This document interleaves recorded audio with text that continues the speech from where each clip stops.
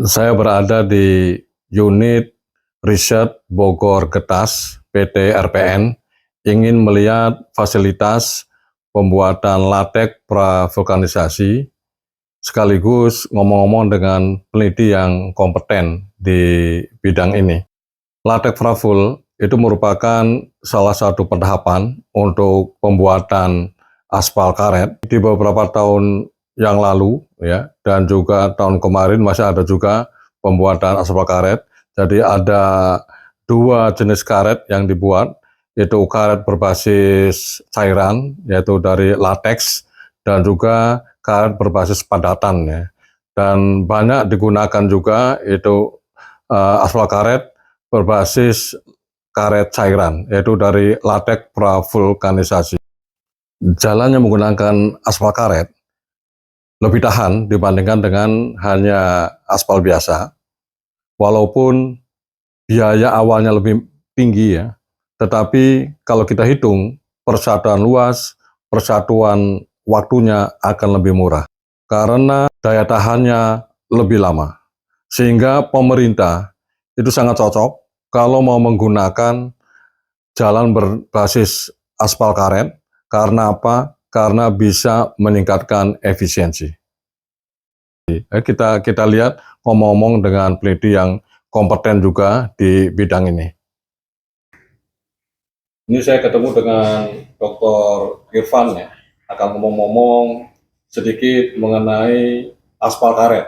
Dan di sini untuk pembuatan latek pravul ya, ini beliau penelitinya yang berkompeten di bidang ini, dan sedikit akan saya tanya-tanya. Pak Dr. Irfan ya, ini bagaimana perkembangan aspal karet secara keseluruhan, dan kalau nggak salah sudah dibuat juga instalasi ya, pabrik pembuatan latek pravul. Gimana, tolong disampaikanlah kami perkembangannya. Sebetulnya lateks pravulkanisasi ini dimulai sejak tahun 2016 ya. Jadi kita 2016 itu kita uji gelar di daerah Sukabumi dan alhamdulillah berhasil. Dan memang Sukabumi di mana? Di Lido, betul, di Lido. Dan pada saat tahun 2021 kita ke sana, yang menurut masyarakat setempat biasanya 3 tahun atau 2 tahun itu sudah rusak. Alhamdulillah 2021 itu masih oke. Jadi udah 5 tahun itu jalan itu tetap bagus gitu, padahal dilalui oleh apa namanya truk-truk besar. Berat ya. Ya, jadi sudah terbukti. Nah, sejak saat itu sudah mulai apa namanya diaplikasikan di beberapa tempat, termasuk di mana di Sumatera, di daerah Muba dan di lintas Sumatera. Nah, seperti itu. Oke. Terus sekarang udah berapa panjang kira-kira jalan yang pakai aspal latek ya?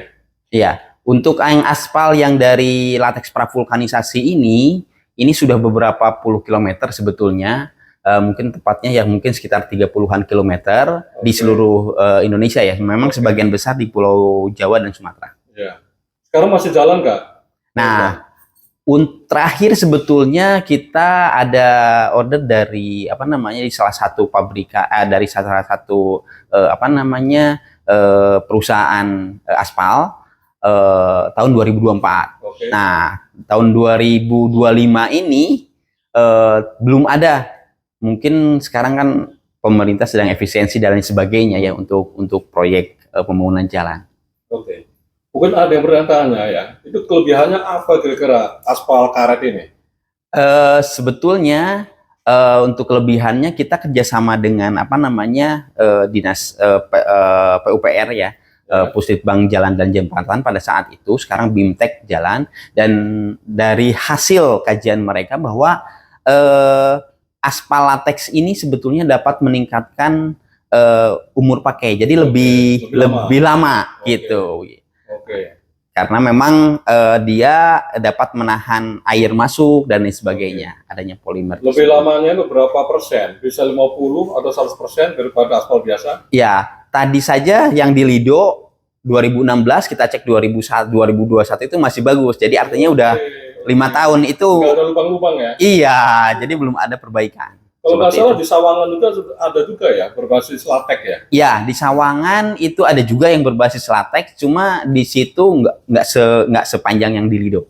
Oke. Ya, Ya. Di itu lebih panjang ya. Iya, dan itu yang pertama kali kita ini Oke, aplikasikan. Ari sebenarnya prospeknya bagus ya penggunaan aspal karet ini ya. Ya. Karena dapat memperlama umur Betul. jalan gitu ya. Betul. Oke, jadi secara keseluruhan mungkin ya persatuan waktunya lebih murah jangan-jangan kan? Ya.